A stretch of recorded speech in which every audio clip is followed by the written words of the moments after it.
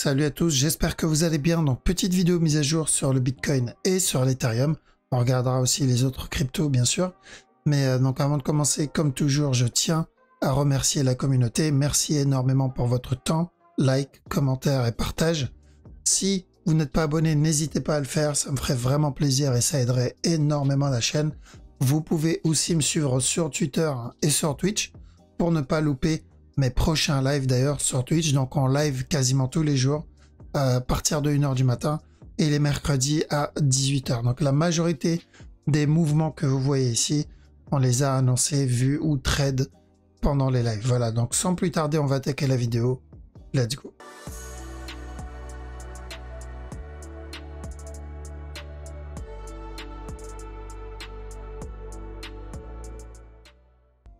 Alors, donc le Bitcoin. Le Bitcoin, il n'y a pas trop de changements dans la structure. Donc pour le moment, ça suit ce qu'on a vu. Ça peut changer, bien sûr, à tout moment. C'est pour ça qu'on doit rester vigilant. Donc quand on était dans cette zone, alors je vais descendre en 1 heure, comme ça c'est un peu plus clair.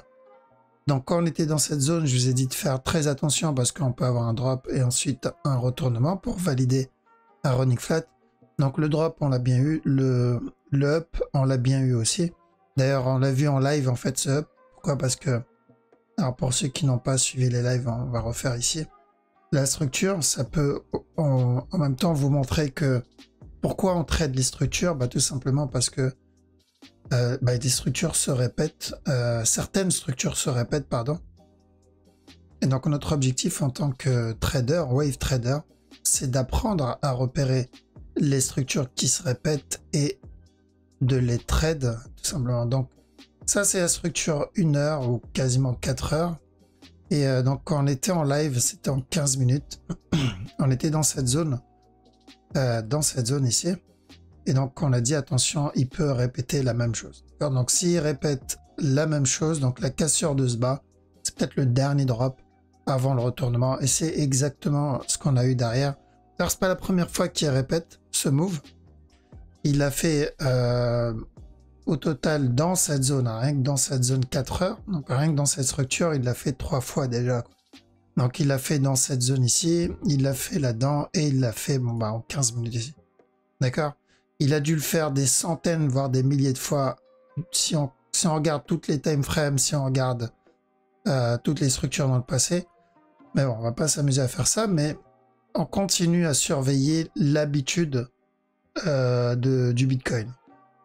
C'est pour cette raison, quand quelqu'un me demande est-ce qu'il y a des livres sur la méthode, bah, je lui dis non, il n'y a pas de livre parce que la méthode, elle est évolutive. Elle évolue, on doit s'adapter à la structure. Donc, les structures qui fonctionnent aujourd'hui, ça se peut peut-être dans 10 ans, ça ne fonctionnera plus et on va découvrir de nouvelles structures. Donc, notre objectif, c'est de s'adapter.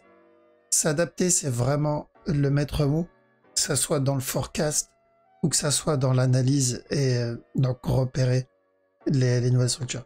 Donc maintenant en interne, le forecast, donc la prévision ne change pas. Donc on attend l'objectif ici, cassure du top pour le 1 heure et l'objectif ici pour le 4 heures. Ça n'a toujours pas changé, c'est la même. Là où il va falloir faire attention, c'est sur ce mouvement-là. Pour moi, le running me semble quand même assez... Enfin, le C me semble assez impressionnant. Mais bon, ça ne changera pas la structure, non. Fais attention, parce que tant que ce top n'est pas cassé, il peut très bien donner au final une grosse correction. Alors, donc en gros, si vous le voyez venir chuter ici, ce n'est pas grave. Pas besoin de paniquer. C'est juste qu'il est en train d'entamer une structure corrective plus grande. Alors, je vous rappelle un cas où il a fait ça. C'était là, il me semble. C'était là, ouais. Donc on a eu ce mouvement-là, rappelez-vous. Ce drop-là. Ensuite, on a eu ce up. Et on a eu le spike derrière. Et je vous ai dit, donc ça peut être un running pour un up, casser le top. Mais s'il vient chuter, on n'est plus dans un running, mais dans une structure corrective plus grande pour une continuation. D'où la flèche rouge ici et ici. Alors, et au final, c'est ce qu'il a fait. Il a donné le up. Il a donné le drop et on a cherché de l'achat ici. Donc, s'il fait ça, on répétera la même structure. C'est où il valide le running et on a le up. Fera attention à la cassure du top. Ou sinon, il chute nous donner une structure corrective plus grande avant de continuer. Parce que tant que ce bas n'est pas cassé, on est toujours dans cette possibilité. On surveille. Pendant le live d'hier, on a vu et annoncé quelques mouvements en 1 minute. Non, c'était plus pour le fun. Et après, j'ai dit, par contre, une fois que les mouvements en interne 1 minute sont terminés, on peut avoir donc un 1, 2, 3, cassure du top, et ensuite il chute, casser le bas avant de se retourner. On a bien eu le up, mais il n'a pas cassé le top, qu'on a eu un simple contracting au lieu d'un régular. Mais on a bien validé la structure corrective 15 minutes pour venir casser le top. Et j'ai bien insisté avec mes viewers qu'à la cassure du top, on se protège. Ok. Donc même si j'oriente ça dans le côté fun pendant mes lives, c'est vraiment important. Ok. C'est vraiment très très important. Et la raison, elle est là. Donc la personne qui a pris le mouvement dans cette zone, j'espère que cette personne a pu poser un break-even ou au moins prendre une partie des TP. Parce que là, on peut pas savoir s'il va venir casser le top tout de suite ou s'il va entamer, du coup, le scénario 1 heure qu'on a vu tout à l'heure. Car on sait pas, c'est trop tôt. Parce que tant que ce bas n'est pas cassé, on est relativement safe. Mais une fois que ce bas est cassé, voilà, les probabilités qu'on entame une plus grosse correction, c'est-à-dire une correction qui soit plus grande que ça, augmentent.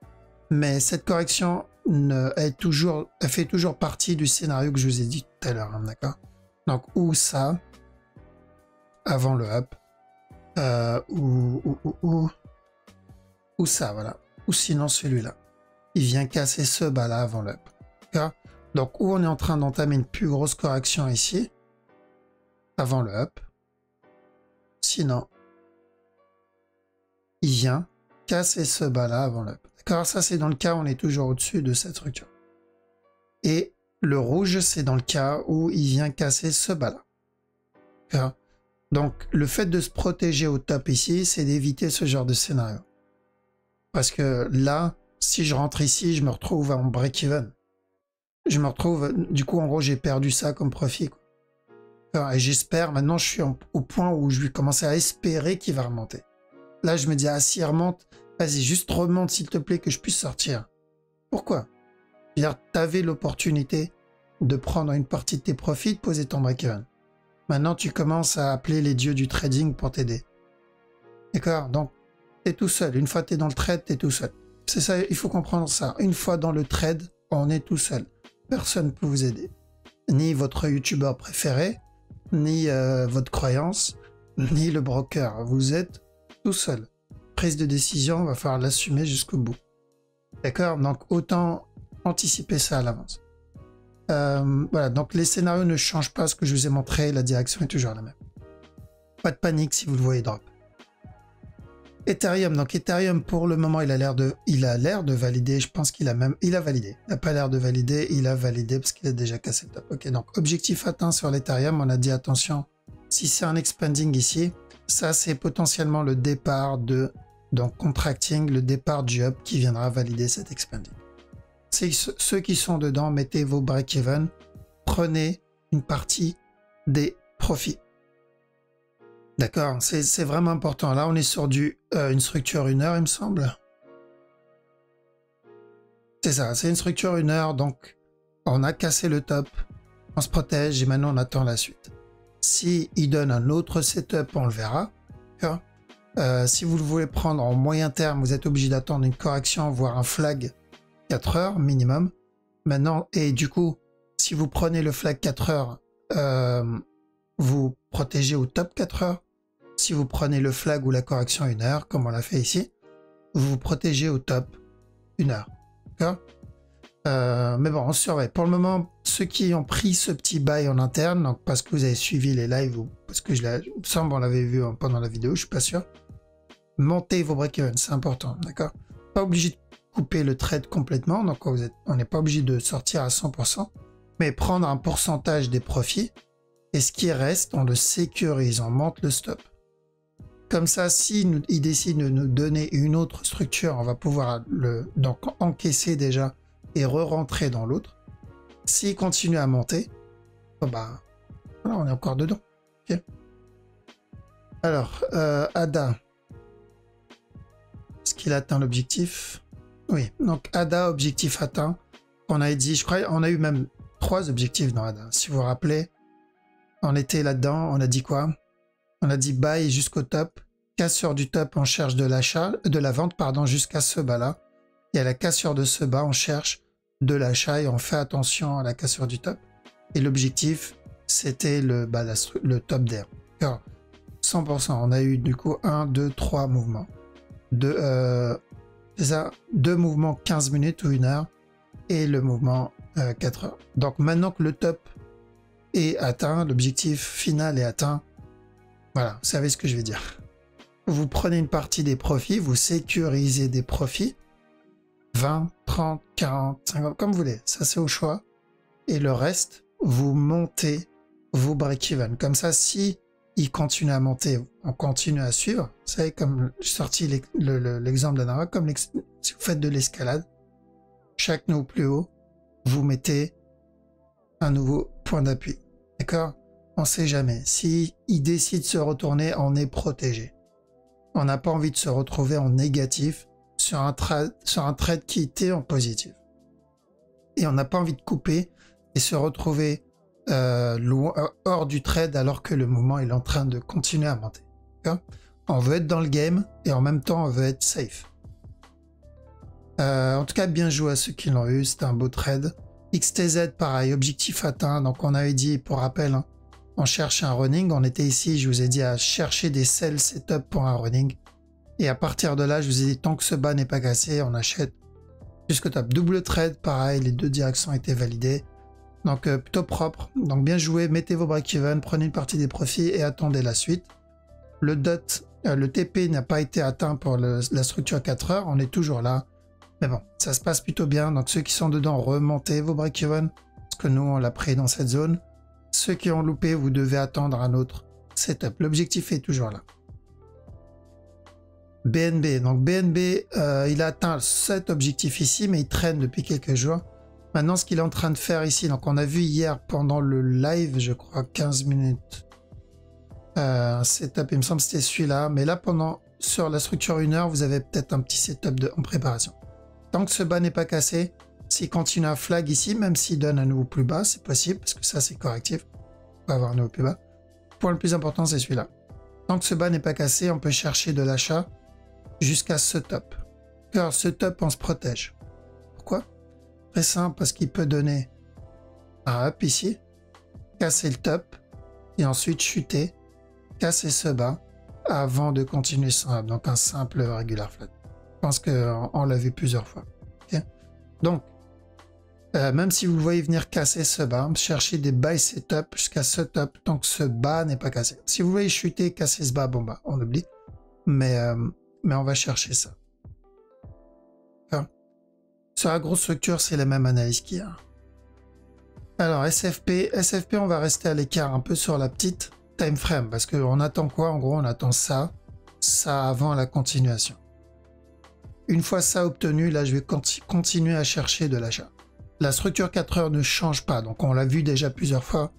Pas besoin de revoir ça encore une fois. Ici, c'est la même chose. Ça, c'est potentiellement mon A. Là, je peux avoir mon B. Une fois que j'aurai obtenu le C, je continuerai à acheter. Que ça soit le C d'un regular flat avant le up ou le C d'un running flat, je dois attendre ce C si je veux rentrer. D'accord? Donc voilà, c'est ce qu'on va attendre et ce qu'on va surveiller sur le lit aussi. Alice, ce mouvement est très correctif. Donc je pense qu'il viendra casser ce bas. Est-ce que ça, c'est le départ du expanding qu'on a là-dedans? Ici et là? Possible. Possible. De toute façon, ça sera clairement pas une surprise. Mais on n'en est pas là pour le moment. Là, ce que je suis en train de voir, c'est que ce mouvement-là, c'est potentiellement une correction. Donc à la cassure du bas, vous devez faire attention. Et on surveillera la suite. Après, le Paul, le mouvement est correctif. Il est plus grand que le précédent, ce qui est bien. Mais pas suffisamment correctif. Donc il est plus grand que ça, ce qui est bien, mais pas suffisamment correctif à mon compte. Donc, mais quand même, je privilégie les buy setup. Je vais ignorer la vente. Je ne vends pas mes pôles. Ça, c'est clair et net. Je ne vais pas vendre mes pôles. Donc c'est où on va voir le retournement directement, où on va voir, il va traîner pendant quelques temps. Donc il va chuter, corriger, drop, avant de monter. Et j'ai déjà dit qu'il pouvait donner encore un nouveau plus bas. Je privilégie l'achat dans tous les cas sur le pôle. Maintenant, si je le vois juste corriger ici en interne, bon bah, on continue à acheter. Pourquoi je privilégie l'achat? C'est la grosse structure qui m'intéresse. C'est la structure quasiment daily. Okay, c'est tout ça. On a une impulsion, on a une belle correction. Donc même si elle est encore en cours, on ne sait pas encore. Je privilégie l'achat parce que c'est ça qui m'intéresse, c'est ce gros up ici. Donc je ne vais pas essayer de sacrifier des petits montants sur de la vente et risquer de louper le gros move sur de l'achat. Ce serait n'importe quoi de faire ça. D'accord? Donc on privilégie de l'achat, c'est une belle structure, le fondat est plutôt bon. Il y a une utilité ça, de la crypto pour ceux qui sont intéressés pour les IDO. Par exemple, moi je ne vais pas vendre parce que je vais faire des IDO, donc racheter des, vous savez, ICO, IDO. Donc je compte pas vendre, je suis pas le seul. La majorité de ceux qui achètent le Pulse, c'est le même objectif. Du coup, beaucoup vont hold et cumuler même. Et donc c'est une bonne chose, d'accord? Donc voilà pourquoi je vais pas vendre. C'est un peu sur le long, peut-être très long terme. Voilà, donc je pense avoir fait le tour. Désolé si je parle doucement, ma voix commence à fatiguer. Donc je sais pas si je vais faire un live ce soir. J'ai envie de la laisser se reposer un peu. Et en tout cas, je vous tiendrai au courant sur Twitter. Merci énormément pour votre soutien. Merci beaucoup, ça fait vraiment plaisir. N'hésitez pas à partager si vous avez des personnes qui veulent apprendre une autre méthode, qui galèrent un peu sur leur analyse. Ça me ferait vraiment plaisir et ça aiderait beaucoup la chaîne. On est une petite chaîne, faut vraiment pas oublier qu'on est une très petite communauté. Mais en tout cas, merci, ça me fait plaisir parce que je pense que j'ai de loin la meilleure communauté. Beaucoup d'entraide, vous le remarquez si vous venez pendant mes lives. Franchement, best communauté. Donc, gros merci à mes amis vampires qui viennent de me rejoindre quasiment tous les soirs à 1h. Et merci tout le monde, ok? Donc, bonne soirée à tous. Je vous souhaite une bonne fin de semaine, du coup, et je vous dis à la prochaine. Ciao!